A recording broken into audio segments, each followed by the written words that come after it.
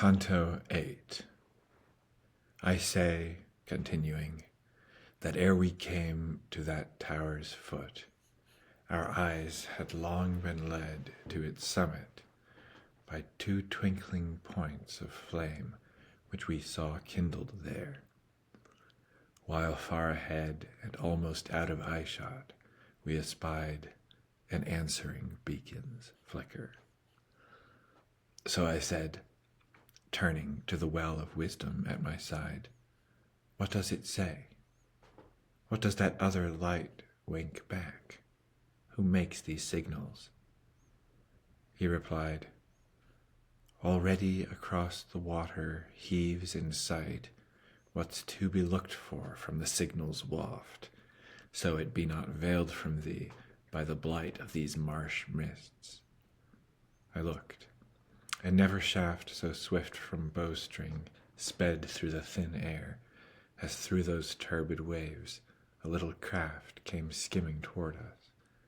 One sole mariner guided its course, who shouted from the prow, "Oho, thou wicked spirit, so thou art there!" "Nay, Phlegyas, Phlegyas," said my lord, "peace now. This time thou criest in vain. We are no meat for thee. Thou hast but to ferry us o'er the slough." As one who hears of some outrageous cheat practiced on him and fumes and chokes with gall, so Phlegyas, thwarted, fumed at his defeat. So then my guide embarked, and at his call I followed him, and not till I was in did the boat seem to bear a load at all. When we were set, the ancient vessel then put forth at once, cleaving the water's grime deeper than her wont, our voyage to begin. And as we ran the channel of the dead slime, there started up at me a mud-soaked head, crying, "Who art thou, come here before thy time?" "Though I come," said I stay not. "Thou who art made so rank and beastly, who art thou?" "Go to, thou seest that I am one who weep," he said.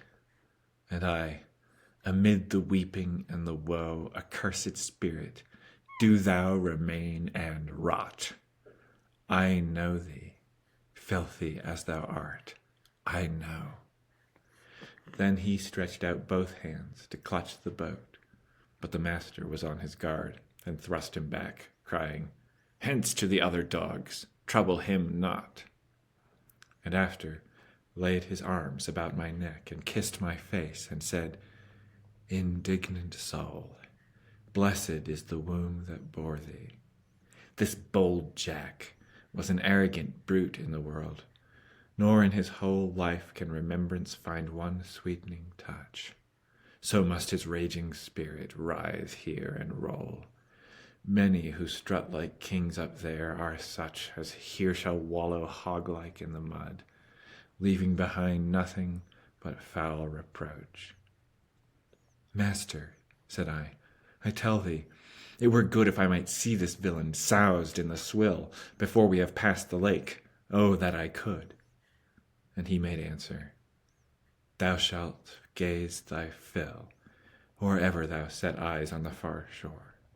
Herein 'tis fitting thou shouldst have thy will." And soon I saw him set upon so sore by the muddy gang, with such a pulling and a hauling, that I still praise and thank my God therefore.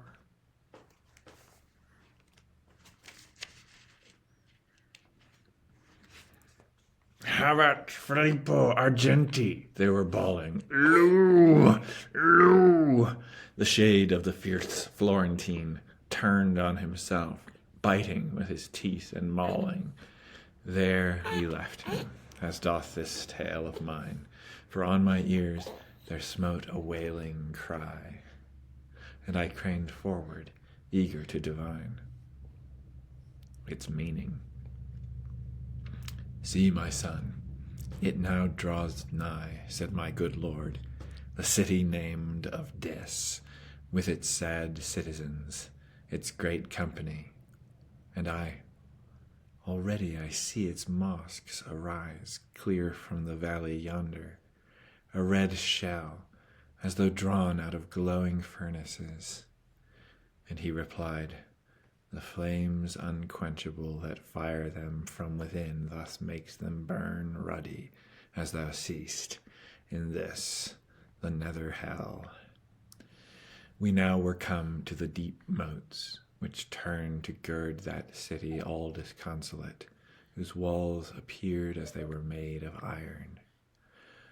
A long way round we had to navigate before we came to where the ferryman roared, "Out with you now, for here's the gate!"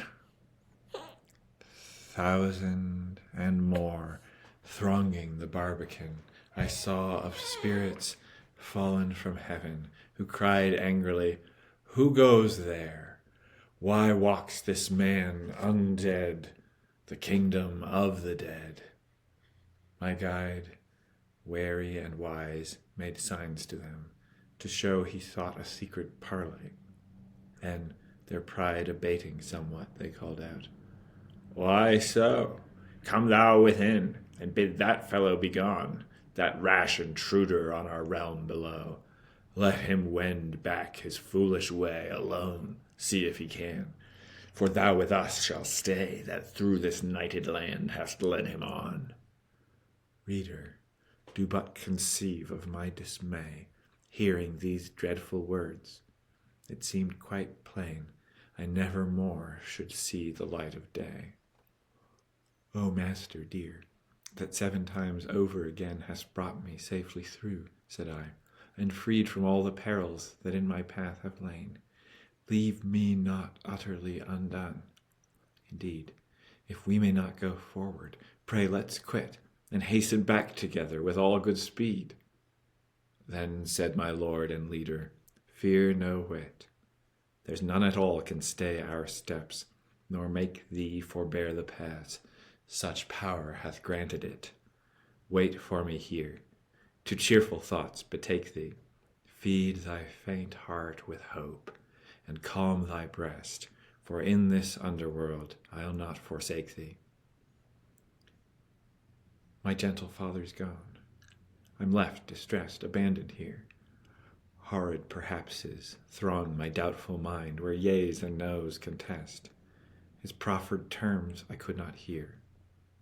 Not long he'd stood in talk with them, when suddenly they all rushed jostling in again headlong, leaving him outside. So the enemy slammed the gate in my master's face, who thus turned him, and came with slow steps back to me. His eyes were downcast, and his anxious brows shorn of all boldness. Sighing, he said, "What's here? Who dares forbid me the mansions dolorous?" And then aloud to me, "Have thou no fear, though I be wroth. I'll win this trial of power, whatever hindrance they contrive in there. Their truculence is no new thing. Once before 'twas tried at a less secret gate, whereon no bars remain forever.